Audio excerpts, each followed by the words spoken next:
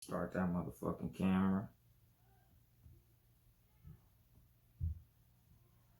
Live on motherfucking Spreaker.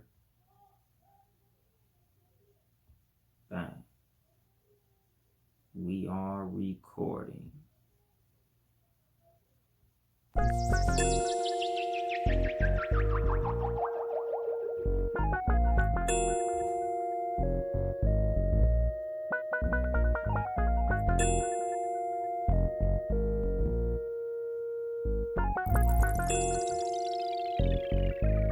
And then there was bass.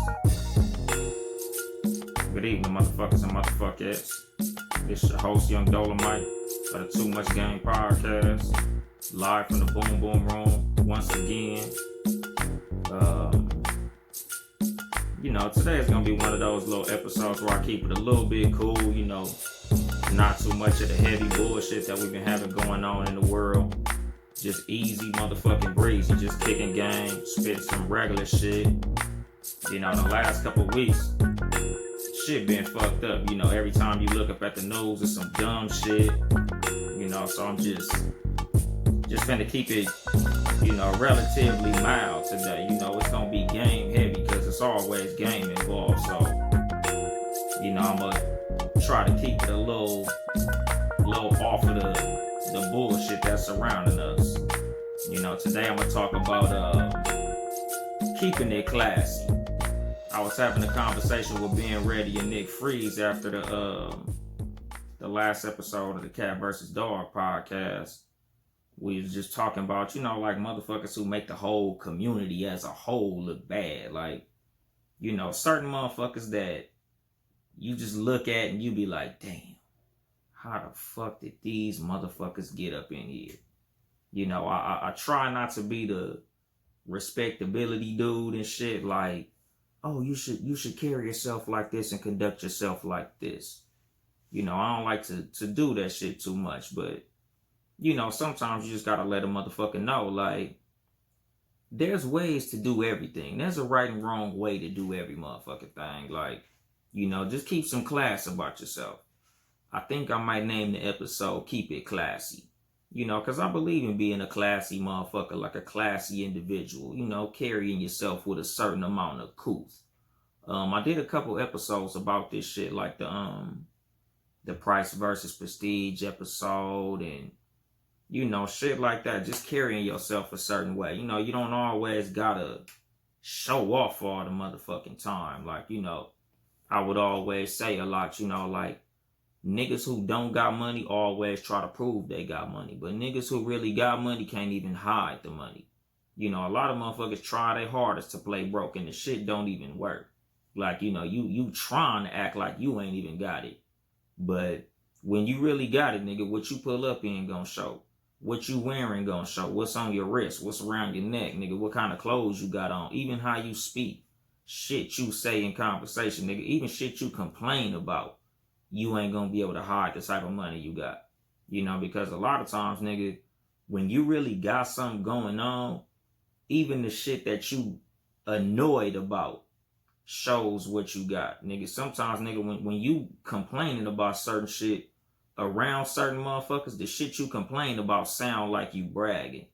Like with me, I'm having problems with my lawn and shit, like my backyard. Like, my front yard is too big. It's not something that I'm bragging about. It's literally something that annoys the fuck out of me because it's expensive as fuck to try to get grass in my front yard. Because my front yard, if you see my front yard is nothing to brag about. But having one, to some niggas, is bragging. Having a large front yard to certain niggas is bragging. To me, it's just a fucking nuisance. Because I'd like to, fix the shit around that motherfucker. But at the same time, I'm like, God damn, dog. Like, I literally can't afford to put grass around this bitch. So I got to figure out what to do with that shit. And again, to certain niggas, that sound like, oh, here this nigga go showing off. Hell no, I'm not showing off. It's just some bullshit. But that's what I'm going to talk about today in the episode. Like, you hear certain shit and you ain't in that position in life. So to you, it sound like a motherfucker trying to stunt. But it ain't always that, nigga. Some niggas really just got the type of problems that motherfuckers who not doing that bad have. But you know, I want to talk about the whole little August Alsina situation with Will and Jada. You know, like that's been the thing at the top of the news ticker as of recent. You know, August Alsina did a fucking interview with Angela Yee, talking about his whole relationship that he had with Jada Pinkett Smith. And anybody who hasn't been under a rock for the last, 20 fucking years, or probably 25 years, knows that Jada Pinkett Smith is married to Will Smith. You know, and there's been rumors about them being swingers and, you know, the sexual escapades and weird shit. Like, you know, it was a rumor some years back about Jada Pinkett being a sex addict. You know, it's been a lot of shit going on around Will and Jada's sex life. You know, so when August Alsina came forth talking about he was in a relationship with Jada Pinkett Smith and like Will gave his blessing for this nigga to be in this relationship with Jada, that shit kind of set the internet on fire. It's been memes, you know, I'm sure various podcasts, including the Cat vs. Dog podcast that I'm on at 3 p.m. Pacific time on Sundays and shit. Me and CJ touched on that shit. Like, everybody's been talking about this relationship that this motherfucker got. And it's a trip because it looks legitimate. When you look at the pictures that August Alsina has been taking with Jada Pinkett Smith and, you know, just the way that whole dynamic is, it looks credible.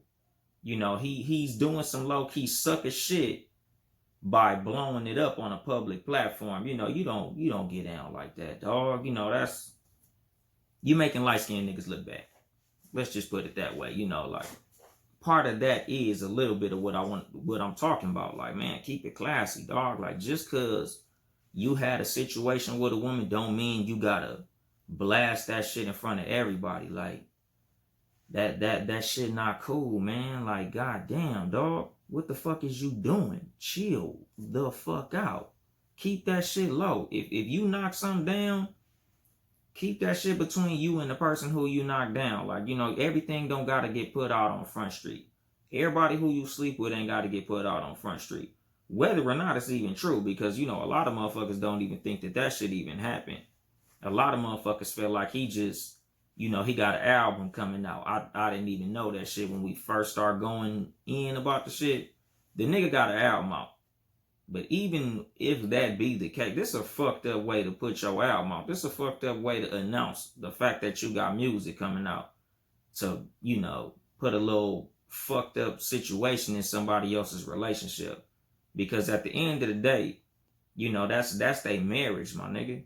Like, whatever the fuck you feel about what happened, man, that's a personal thing, man. But, you know, if you got love for Jada and Will like you say you do, why would you draw a wedge in their marriage? You know, like, that's not cool at all. It ain't nothing fly about that shit. Like, nigga, if you fuck Jada, it is what it is, my nigga. But damn, like, you could have kept that shit between you and Jada. Like, you got to keep certain shit low, my nigga. You know, and speaking of wedges in relationships, Dr. Dre's wife is filing for divorce after what? 26 years of marriage? Or 24? I think they got married either 96 or 94. So it's 24 or 26 years of marriage. Like, that's a long motherfucking time to be married for you to, at the end, decide, you know what, fuck this shit. I don't want to be with this motherfucker no more. It's all bad, dog. Like, I really don't see what could have happened to make her file for divorce other than possibly, I don't know, like they kids being grown. Because Dr. Dre's been a pretty private person. Like, a lot of us don't know what the fuck is going on with Dr. Dre and his marriage, his wife. Like, you know, he play everything close to his chest as he should. Like, a lot of motherfuckers don't know what the fuck is going on with Dr. Dre. Rightfully so. You know, so a lot of what the fuck everybody thinking is speculation. Because, you know, the number one thing that a lot of people, especially women, like to say when somebody files for divorce is, oh, what woman was he fucking with? He must have been another woman. A lot of times it ain't that. Like what I'm really thinking as far as Dr. Dre's wife filing for divorce, I think it's most likely his work ethic. He's the type of motherfucker that seems like he just love being in the motherfucking studio. He a workaholic. That motherfucker stay about what he doing musically. And I feel like she probably just got tired of that shit. Like, you know what, nigga? Our kids is grown. You this old, you done acquired this much revenue, and you still want to be constantly working. We got enough money for our kids to die rich. Yet you gonna stay in the motherfucking studio working to this degree? I'm over it. And she probably got the fuck up out of there, Prayers and positive energy to all them motherfuckers, man. Like, it's a fucked up situation. Like, I've never really been a big Dr. Dre fan. Like, he claimed Compton, and I don't feel like he from Compton and shit like that. But you don't never want to see that shit happen to nobody. A lot of motherfuckers is talking about they possible prenup situation, whether or not they got a prenup.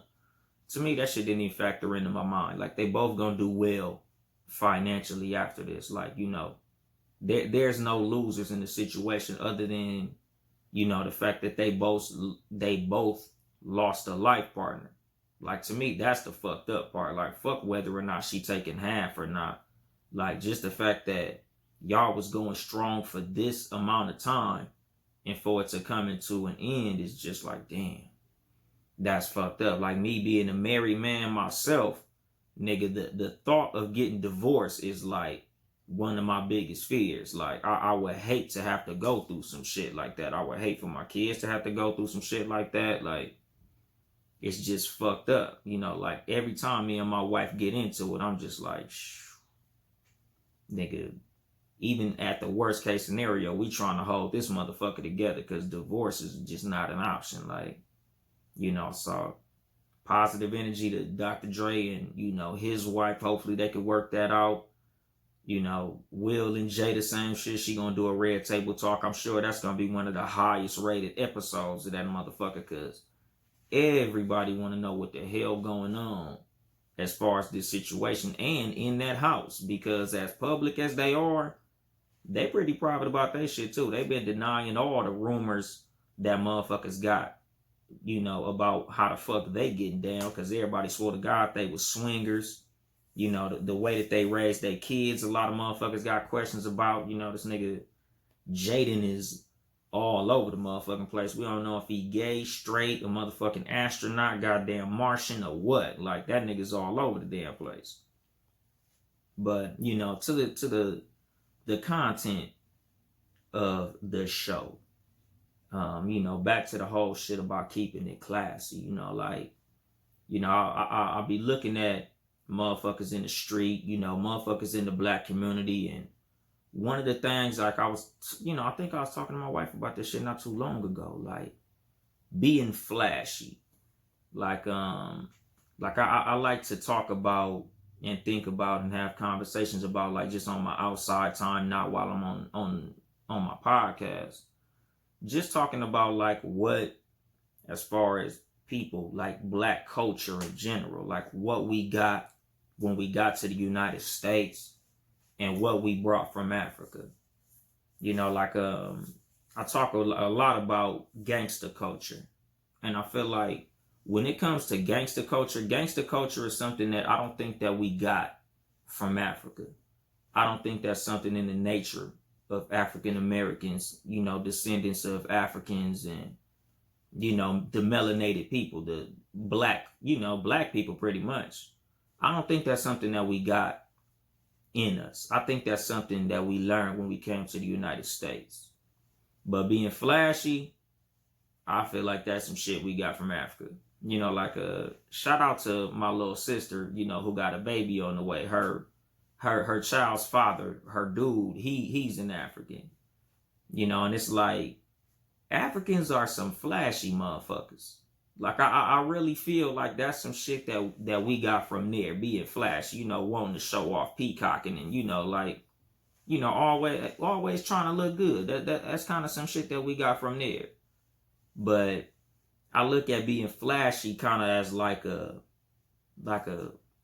something that you gotta balance.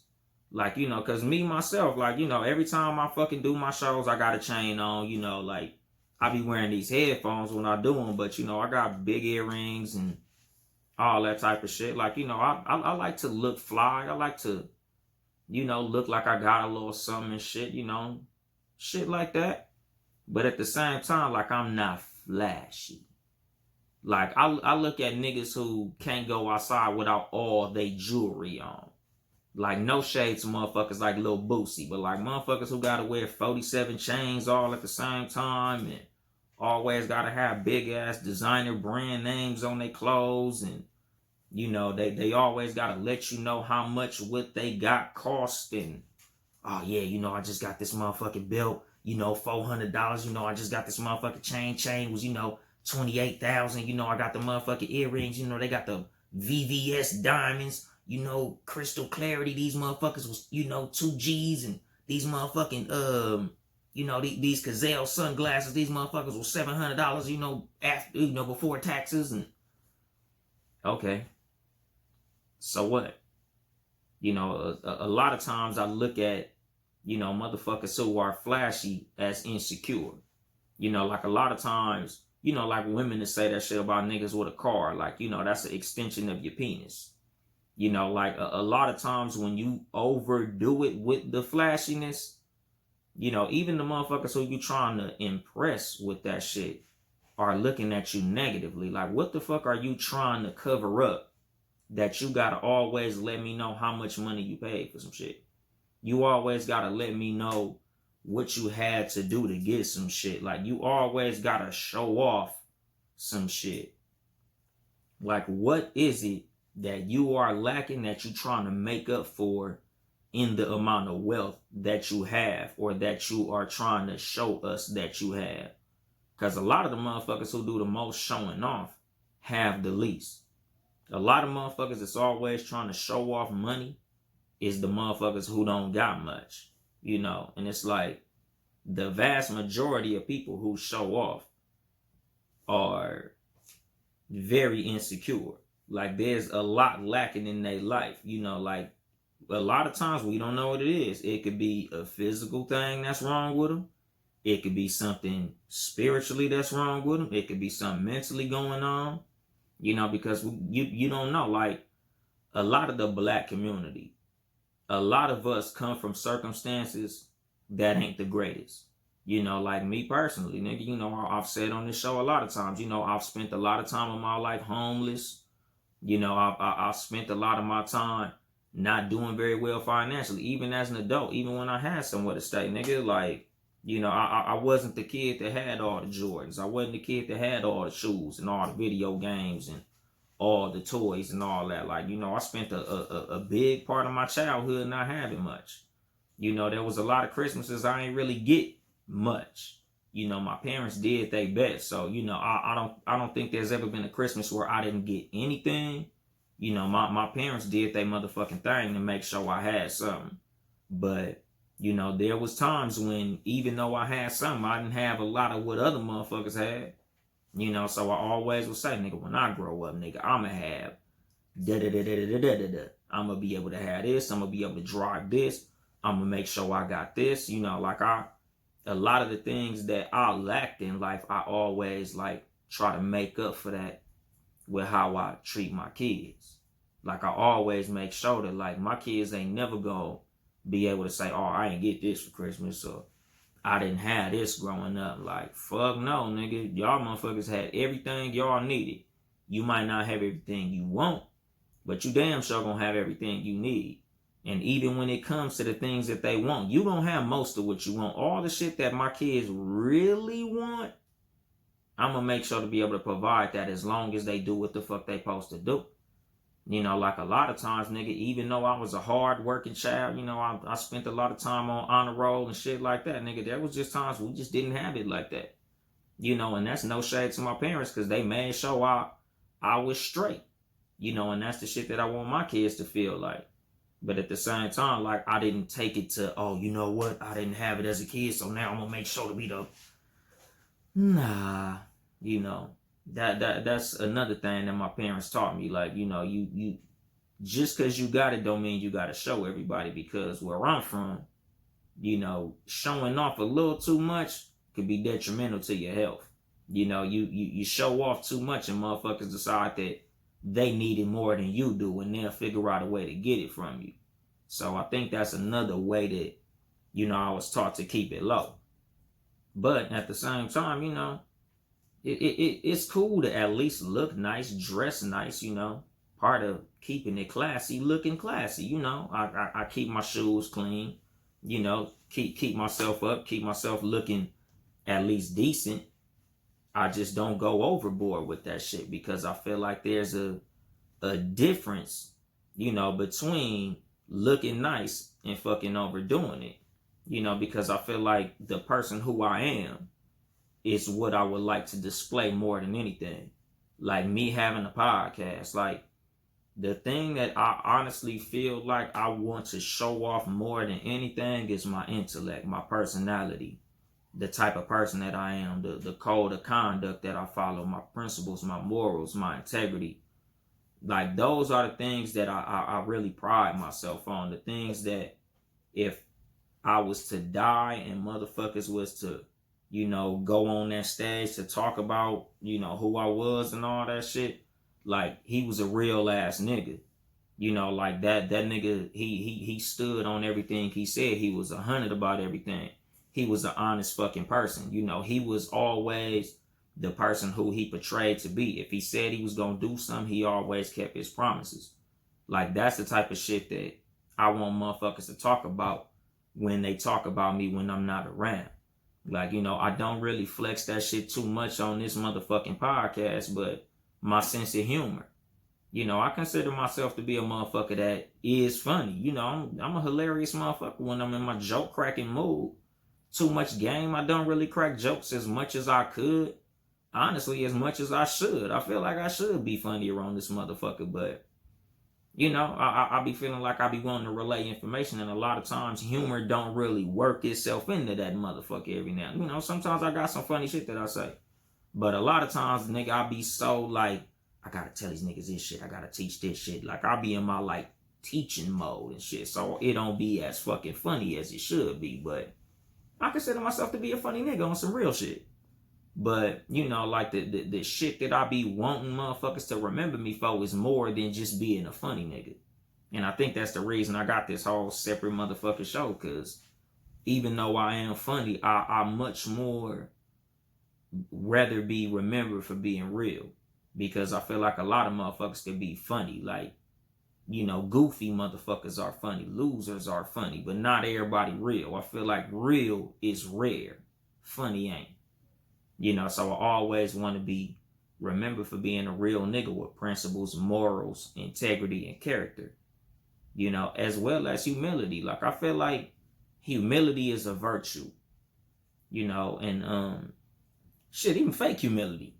You know, like I know niggas who are not humble, but they come off as humble. And I feel like that's a talent. Like, even, you know, having a humble way about you. You know, like, I look at LeBron James. I don't think LeBron James is humble for shit. Like, I know in LeBron James's mind, he is the greatest basketball player ever. I feel like Michael Jordan felt the same way. Even though niggas might not say that shit, like they might not say it on a public platform, but them niggas to tell you when it's time to compete, bitch, I'm the best motherfucker to ever do this shit. I'm better than you. I'm better than all them niggas on your team. I'm better than all these motherfuckers. But when they go into an interview, it's like, you know, you know, how do you think you did? And you know, oh, you know, I did okay. I tried hard, you know, blah, blah, blah. You know, the motherfuckers are put on a show to make you think that they're humble. And I commend that shit, you know, because nobody likes a cocky motherfucker. Like, you know, and I think I might have did a small segment about that shit in the hate poisoning episode. You know, when you come off as cocky, that's when the haters come around. You know, haters hate a motherfucker who seem like, you know, he putting on more than what the fuck he got to offer. You know, even when you dealing with women, you know, there's a fine line between confidence and cockiness. You know, and you gotta straddle that line carefully. Like, because I consider myself to be a confident person, but I always try my hardest not to come off as cocky, like that me shit, like a me monster. You know, when you talking to a person that everything is, oh, me, I this, you know, and then me, and then this is how I feel, this is what I do this. Like, when you having a conversation, like, if you saying I too much and me too much, you know, you should check that shit. You know, like, a lot of times, like, when I'm giving advice to dudes about talking to women, I'm like, dog, you should be finding out about her 75% of the time and talking about yourself 25% of the time. You know, it should be very minimal that you're speaking of yourself. You know, because I feel like conversation is 75% listening, 25% speaking. You know, it's cool to try to display how well you speak, but it's way cooler to understand what the person that you're talking to is talking about. So when you reply, your replies are a lot better. You know, like when you just talking about yourself, bullshit ain't nothing. You know you want to know about them. You know, so I always believe in staying humble, you know, because humility is the thing that will make you want to hear more about another motherfucker than show off how great you are. Because as great as you are, you already know that. And it will be shown throughout your life in the example that you set and the, you know, just the way that you move throughout life. So motherfuckers gonna know you great no matter what. So just be great. You ain't always gotta show off how great you are. You ain't always gotta put your shit on Front Street, because it's gonna show itself in how you move and how you get down. You know, like, just like when it comes to money, like, you know, like I said earlier, you know, broke niggas try to look rich, but real money can't even be hidden. Just like a great personality. You ain't always got to tell motherfuckers, oh yeah, you know, everybody thinks I'm this. Oh, people think I'm just as funny as Dave Chappelle. And, oh, I'm the realest nigga. And I'm this and I'm that. Like, when I be reading niggas' captions on fucking Instagram, and I'll be like, this nigga's a fucking douchebag. You always want to say how real you are. You know, and a lot of times when it comes to shit like that, I forgot who said the original quote, but it's something like, being a lady is like being some shit. Because honestly, on some real shit, when I heard the quote, I kind of stole it and made it my own. But it was like, being a gangster is like being a lady. If you have to tell somebody that you're that, you're probably not that. I really don't know where that quote came from. I'm really going to have to look that shit up so I can give that person their credit for that quote. You know, I heard the shit when I was real young, and I just stole that motherfucker and ran with it. And I've been saying that shit ever since. Because it, you know, it's hella relevant, nigga. Like, anything that you always gotta say that you are, you're probably not that. Because other people would tell you you're that. No matter what it is. If you a gangster, if you're funny, if you're whatever the fuck, if you a real nigga, you'll hear, oh, you a real nigga. More than you gotta say, I'm a real nigga. If you always got to tell people you a real nigga, it's probably because you know you not, or somebody think you not. And if somebody think you not, it's probably because you not. Just be real. You ain't always got to say that you real. You know, because niggas who real. Just like niggas who touch paper, just touching the paper. You know, like, when it comes to motherfuckers who got money, like I was telling the homies the other day, like, you never show off a Honda Civic on Instagram. Niggas will never show off a Daewoo Laganza on Instagram because they feel like it ain't nothing to show. It's something that I feel like I should have this. Like, you know, everybody got a car. You know, this ain't nothing but a car. But when a nigga get a Mercedes, when a nigga get a BMW, when a nigga get a Lexus, that should be his fucking profile picture. Like, that motherfucker want to show you his steering wheel when he driving. He want to show you the fucking emblem on the motherfucking hood. nigga want to let you know he in some shit. You know, my wife accused me of flexing when I first got my Benz. Because back in the day, like, when I would drive to work, I would make the videos of whatever song I was listening to, and I would put grind time on the screen. You know, and I did this shit when I had a bucket. Like, nigga, when I had a Raggedy Impala, I would make these videos. When I had my Suburban, I would make these videos. When I had my Yukon, I would make these videos. So I would make the video looking out of my windshield as I was driving, so you see, you know, whatever the fuck is going on the street as I'm driving with my music playing. But when I got the Mercedes, you can see that motherfucking emblem on the hood. My wife like, you just want to show that emblem. I'm like, shit, wasn't no emblem on my Chevy truck, and I was making the same fucking videos. That's just what I was doing. But at the same time, I've seen motherfuckers who did that, but they gotta let you see the steering wheel, the sunroof, and all that type of shit. And it's like, you know, I get it, but again, fine line. I must have crossed that fine line, because, you know, the cool thing about having a life partner, a wife, a person who you are married to, you know, your soulmate or whatever you would like to call that person. You know, a lot of times they hold you accountable for your bullshit. You know, that's one of the main things that I appreciate about my wife.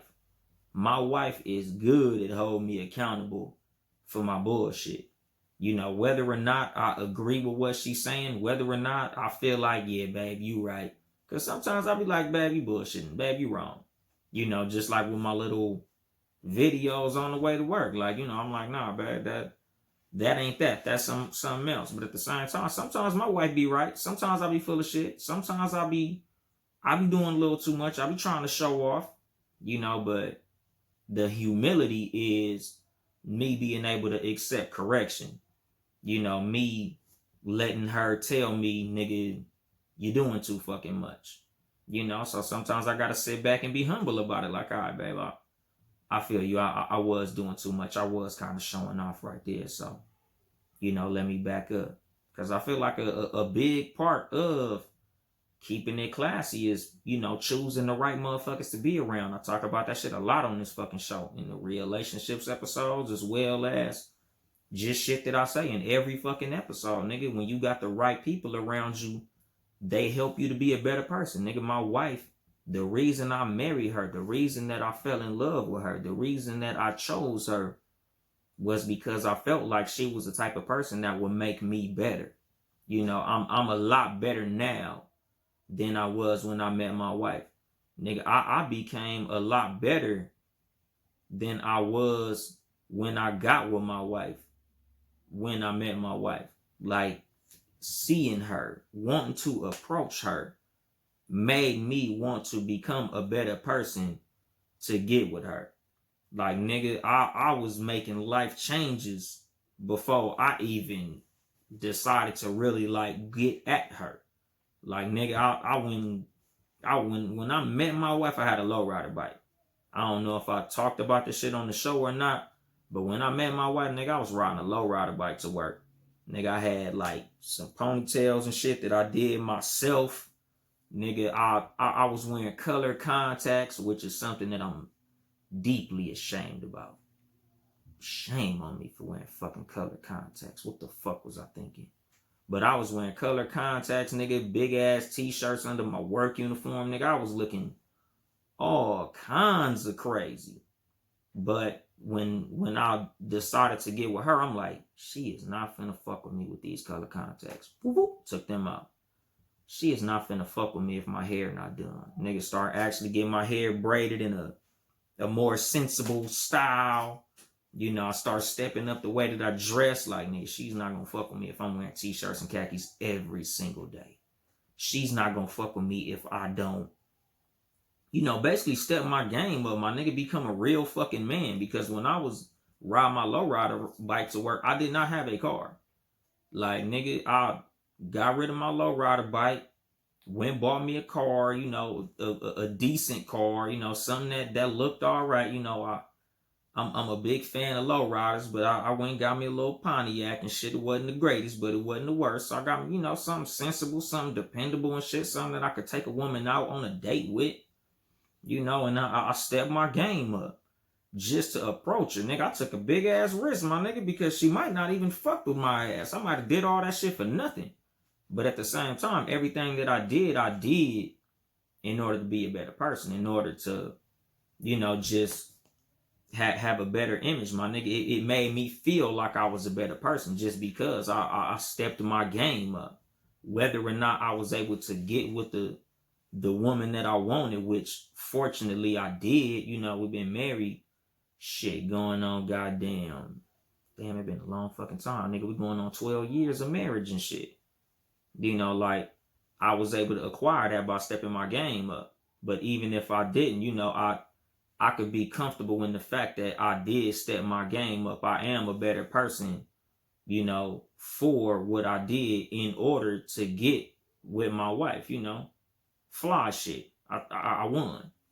But anyway, you know, like, the other side of that coin, you know, you devalue yourself when you overvalue a moment, a thing, or even a person. You know, like I said, I stepped my game up to get with my wife. You know, I became a better person to get with my wife. But at the same time, certain motherfuckers, y'all are doing too much in order to get something, to get a person, to impress a person, you know, to acquire things, you know, superficial shit, basically. Like, you doing too much when you're trying to go hard for some superficial shit.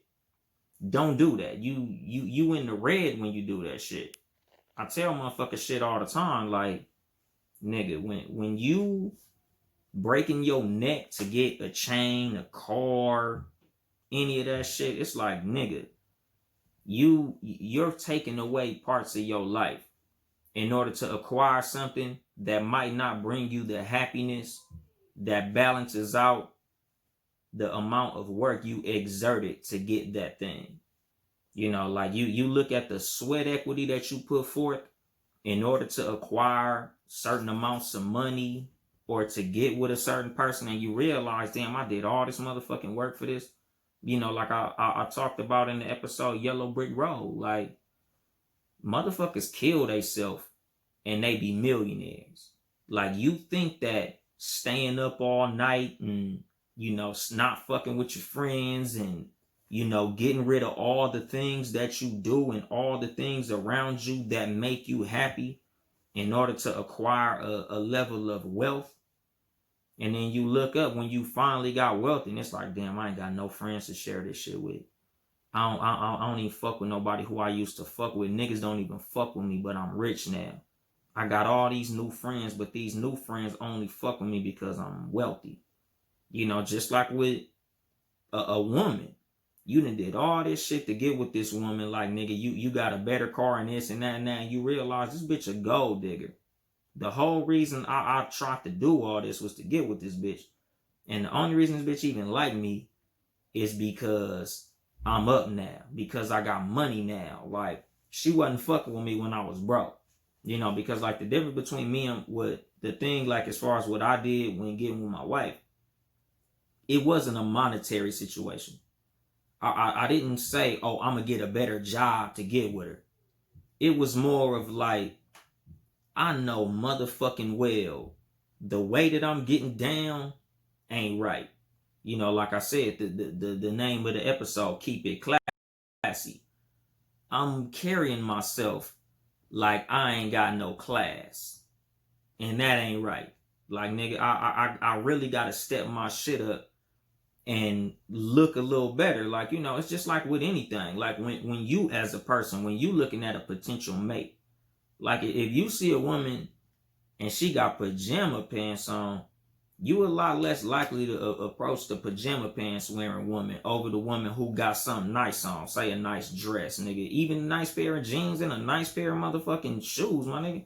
She can have on fucking Jordans, a sweatshirt, and some jeans.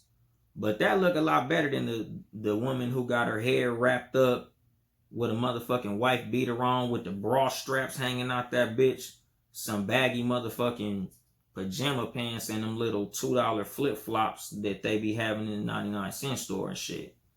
Like, it's a situation like that. Like I be telling motherfuckers, it ain't even about how much money you got, but it's how you carry yourself. You don't always got to have the highest of designers, when you trying to let a motherfucker know that you got something. It's just in how you carry yourself. Like I always tell motherfuckers, like whenever I step out the house, especially if I'm going somewhere, like even if I'm going to the supermarket, I always throw at least a nice pair of jeans, nice iron t-shirt. I have my watch on and a nice pair of shoes because I don't know who I'm going to run into. Like I just don't believe in walking out the house looking fucked up. And back in the days when I was trying to approach my wife, nigga, I was just coming out any old type of way. I always would have the mindset of, I ain't got nobody to impress. I don't give a fuck. But it's like with that mindset, I realized, damn, I do got somebody to impress. Like, I want to impress her. So I'm going to carry myself a certain way. And now, even though I have a wife, I still carry myself as if, like, I don't know who I'm going to run into. I might run into a motherfucker to offer me a job or any type of shit. So I just believe in carrying myself like, like my mama raised me right. Because that's another dynamic when it comes to having class. Like, I just want to be a good representation of my wife. Like somebody like, damn, I saw your husband yesterday. God damn. That's the nigga you married? That nigga was looking fucked up. Nigga was looking bummy. Like even when I was little, like my mom, she didn't like me going outside with my hair looking fucked up. Because when I walk outside, I'm a representation of my mother. So she don't want her kid running around this motherfucker looking fucked up. It was something that now, as I'm saying it, I'm realizing like, damn, I was taught this shit from real little. Like even when I was like little, like you see the kids that run around with a motherfucking diaper on and shit. Like my mom did not like no shit like that. She didn't play that shit. Nigga, you always step out the house like, somebody love you. Like, I'm sitting there looking at the comments at my homeboy Brian and shit, talking about he a dirty nigga and he a scrub. Nigga, that nigga bought a house before I did. That nigga's a baller. Like, the only reason you'll see that nigga dirty is because his ass be riding around on that damn Can-Am Razor or whatever, the Polaris some shit in the dirt. That nigga's a baller. But anyway, like, just the way that I was raised, like how you carry yourself is a representation of the motherfuckers who you around. It's a representation of yourself. Like in the episode, price versus prestige. Like I just believe in carrying myself a certain way because it's like, nigga, I don't know who I'm going to run into. I don't know who I'm going to see. So I got to make sure I'm always on point, because I'm representing me as well, and off that topic, shall I say like, but I digress though. It's cool to celebrate, but don't overdo it. Like it's cool to, have things and, like in sports, like they be like, act like you've been there before. It's like, nigga, when you score a touchdown, you ain't always got to jump up and down and act the motherfucking fool. Like, nigga, act like you been there. Nigga, act like you scored a touchdown. Like I tell motherfuckers all the time when they come to fucking with women. Because I made this mistake before. You start fucking with a woman and you start doing too much. Like, nigga, I remember I was at a woman's house and literally hit my homeboy up on some like, guess where I'm at, nigga? Guess. You at homegirl house? Yup. Nigga, she heard me do that. That not one of my proudest moments. But it's something that happens, my nigga. Like, you gotta act like you've been there before. Like, part of my I think I did this shit in the episode. Be cool, my nigga. Like, I could have just played this shit cool, but I let excitement get ahead of me. But like I said, you devalue yourself when you put too much value on a person or anything like that. Nigga, I was like, she is so much flyer than me. I have to brag to another nigga that I'm with her. It's not a good look. It wasn't one of my proudest moments. But like I be saying on this motherfucking show, nigga, like, I be having to be vulnerable, my nigga. There's times where I wasn't cool, my nigga. I wasn't fucking fly. Like, Nigga, even to this day, like, I still fuck up, nigga. I still do some shit that I don't want to brag about. I do some shit that I ain't fucking proud of, my nigga, like we all do. But it's just one of them things, like the advice that I always give is to just keep shit in mind so you minimize your fucking mistakes, my nigga. You know, like, you never trip off of shit that you should have. So if I felt like this is the type of woman that I deserve, I wouldn't have reacted that way. But because I had been such a bum forever, getting somebody of this caliber, I was like, never. Check me out, motherfucker. Like, nigga, I thought I was the absolute shit. So, you know, you always gotta put yourself in the mind frame that you deserve it, no matter what the fuck it is, no matter what the fuck you doing. You know, like, this is some shit that to this day, I always enjoy my victories. Like, I always tell motherfuckers to celebrate the small victories, but at the same time, you know, act like you've been there. Even if in your head you're ecstatic, you know, you appreciate what happened, you feel like, you know, this is a good thing that I'm here.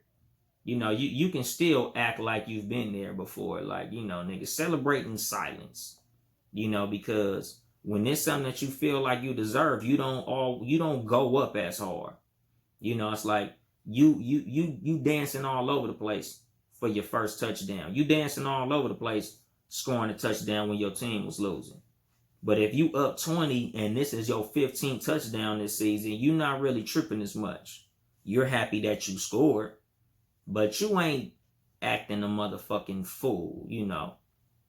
You know, so, like, keep that shit in mind, my nigga. Like, this is how I stay classy a lot of times. Like, you know, sometimes I'm in a restaurant that I'm like, damn, this is a hell of a menu. Shit.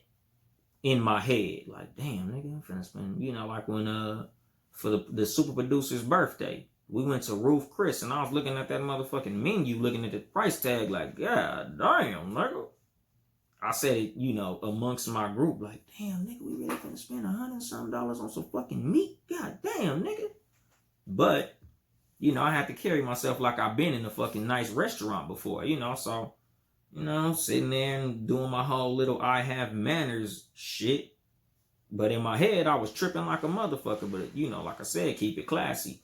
I always believe in keeping it classy. You know, because you always go big on shit you don't feel like you deserve, nigga. And I'm like, at the end of the day, nigga, as much as I'm tripping off the price of this shit, I know I could afford it. So let me act accordingly. Even if you in the motherfucking, you can't afford the shit, still act accordingly. Nigga, get a glass of water and say you're not hungry. But you can still keep it classy about the shit, nigga. You can still act like you've been there. You know, because at the end of the day, no matter what you got, there's always somebody with more. You know, for the niggas who like to floss, the niggas who feel like they can't be fly unless they around a bunch of niggas who are less fly. You know, I tell motherfuckers all the time, like, the reason I'm not really braggadocious with a lot of the shit that I have, a lot of the shit that I got going on, you know, there's always a motherfucker doing better than me. Like, I could sit up here and brag about all the shit I got. Like, yeah, and I got a 5-bedroom house, and I got this, I got a Mercedes and all that shit. This motherfucker somewhere younger than me with a Rolls Royce, much bigger house, bigger yard, bigger, better, all types of shit. So I don't really have nothing to be trying to brag about because, nigga, no matter where you at, it's a motherfucker ahead of you, my nigga. And I keep that in mind. You know, not to say that, oh, there's somebody that is better than you at everything. No, nigga, I'm beating everybody or something. I'm confident in that. But at the same time, nigga, I keep it classy because if I'm bragging about money, I know it's a nigga with more money than me. If I'm bragging about this, I know it's somebody who got a better this or a better that or a better podcast or all that shit. You know, so I just stay in my lane. Like, you know, oh man, you got a podcast? Yeah, my podcast dope as a motherfucker. And I leave it at that. You know, I'm not finna sit up here and go on a long tangent about how this is the greatest motherfucking podcast on the planet, even though personally, I feel like my shit is great, my nigga. I love this shit. I go back and listen to Too Much Game 3 or 4 times, nigga, because I feel personally that my shit is very dope. But at the same time, my nigga, I keep it classy, you know. How is it? It's dope. You should check it out, you know. Live at 5 and shit. You know, I'm going through a little transitional period. You know, all the listeners, everybody under my voice who could hear me, hit me on motherfucking Instagram at the Too Much Game Podcast, or wherever the fuck you follow me on social media. Or, you know, if you a motherfucker who don't fuck with social media and you just found this motherfucker God knows how, you can go to my goddamn Too Much Game Podcast at gmail.com and let me know, because I'm wondering what days I should record these. I'm recording this on a Monday and shit. I don't know if I should do Mondays, Saturdays, or a different day of the week. You know, if you got any suggestions, let me know, because, you know, I'm all ears on that shit. But anyway, you know, just enjoy what you have. There's no point in trying to shit on others, because somebody could always shit on you. You know, like I said, nigga, no matter what you got, there's always a motherfucker with more. So, you know, I just believe in staying in my motherfucking lane, my nigga. I don't try to be too rich with the rich niggas, and I ain't trying to be too poor with the poor niggas. I'm just in the lane that I'm in, and I'm enjoying this motherfucker. You know, I'm enjoying being a parent. I'm enjoying being a husband. I'm enjoying being a motherfucking truck driver. I don't put on like I got more than I got, and I don't lie and say I got less than I got. I'm just in my motherfucking lane. You know, I'm keeping it classy. Like, you know, I'm doing all right. You know, I ain't doing the worst. I ain't doing the best. I'm doing what's right for me. You know, and 9 times out of 10, people rarely care what you got. You know, that's a big part of, like I always tell niggas about flossing. A lot of times the niggas who you trying to impress when you doing all this flossing and showing off, they don't give a fuck. Them niggas is gonna speak minimally about what you got. Yeah, man, you know that nigga Johnny bought a motherfucking Rolls Royce? What? Crazy. And then they gonna go on about their day. Nigga, you done did all this to get a motherfucking Rolls Royce to impress all these strangers, and they don't give a fuck. That's another reason, nigga, I keep it classy, my nigga. I stay in my lane with it. I'm not tripping. Because at the end of the day, my nigga, no matter what type of flossing I try to do, niggas don't give a shit. So, you know, I do everything I do to impress me, because impressing other motherfuckers ain't helpful to me at all. You know, it just is what it is. So I just believe in staying in my lane, my nigga. You breaking your motherfucking neck for motherfuckers who ain't even turning their head 2 degrees to see what the fuck you got going on. You know, I always just do it to impress me, because at the end of the day, nigga, after I spent, you know, $100 on a steak, I'm gonna be the one shitting it out.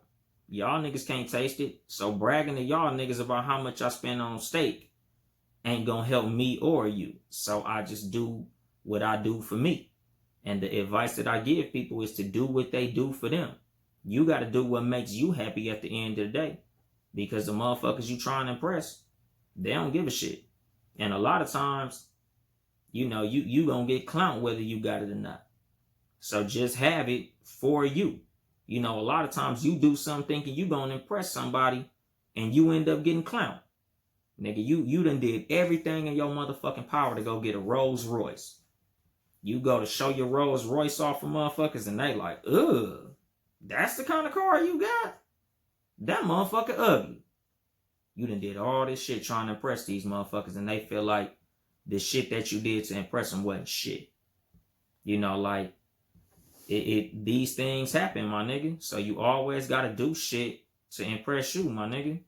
Like, I just don't believe in living to impress no motherfuckers outside of your house. Because I'm not saying not to try to impress nobody, because you got motherfuckers in your life who you want to impress. Like, I want my kids to always be impressed with me. I always want my wife to be impressed with me. Like, I always want to impress the people in my household, my family, and all of that shit. But at the same time, the main person in your life who you should be trying to impress is always you. It's you, the star player in this motherfucker. You gonna be in that casket by yourself. You, unless you a twin, triplet, or some shit like that, came out of your mama pussy by yourself. You know, you was born alone, and you probably gonna die alone. You know, you're the only one that can feel You the only one that can enjoy all of that shit. So if you living your life to impress other motherfuckers, you living your life wrong. Like, you got the wrong set of rules you playing by. You are fucking up when you realizing that everything you doing is for another motherfucker, including trying to prove your haters wrong and prove the doubters wrong, and for everybody who said I couldn't do it. Then you do it and you ain't even happy that you did it. Now you all fucked up. And like I said, that's how millionaires commit suicide, because they did all this shit to impress other people and they not happy within themselves. They realize at some point they fucked up bad. And a lot of times it's irreversible damage that you did when you trying to impress other people, when you trying to live for other people, when you trying to do shit for other people. There's people who you do want to impress. Like I said, with my family, there's people who I want to impress in life. But at the end of the day, I got to live to make myself happy, or I'm going to die unhappy. And I do not want that shit for myself. Like I say, nigga, always live for you. Do for you and stay classy, Keep it classy. And I'm going to drop the mic on that shit. This has been your host, Yung Dolemite, for the Too Much Game podcast. Live from the Boom Boom Room. Once again, if you would like to support us financially, it is patreon.com/Townhouse Media. Town E House Media. Support all the Townhouse Media podcasts. Seriously, Not Another Podcast, Friday nights, 9 p.m. They're also going through a little transitional period, so we're not exactly sure when they'll be back, but just stay on the lookout. Follow everything Townhouse Media. The Sports For You podcast, live Tuesdays, I think 6 p.m. with Mark, John Watson, and my nigga Nick Freeze. Shout out to them for doing they motherfucking shit. Air horns. I'm fucking up, I don't know how to use this shit yet. But anyway, Talk Flirty Tuesdays, the Talk Flirty podcast with just Nikki. Check her out every Tuesday. No definite time, but just check out nigga Tuesday. She'll be there eventually. Wednesday evenings at 5 p.m. the No Rules podcast with Mark and Ill Will. And of course, on Sundays, the Cat vs. Dog podcast, live at 3 p.m. Pacific time, live at 5 Houston time. And if you hear, you already know. The Too Much Game podcast, live at 5, possibly Sundays, possibly Mondays, possibly Saturdays, my nigga. I'm all over the motherfucking place with this shit, but just stay out on the lookout for your boy, man. I'll be around. And I think that might be it. Like, comment, and subscribe on YouTube. Follow me on social media at YungDolemite, YungDolemite _ on Instagram, no underscore on Twitter. Yung Dolemite like page on Facebook. Leave a fucking 5-star rating and review and all that type of shit on what's that? Apple Podcasts, whatever the fuck that shit is, I don't know. But y'all already know, man. I ain't here to help you get bitches. I'm here to help you get better. Too much game.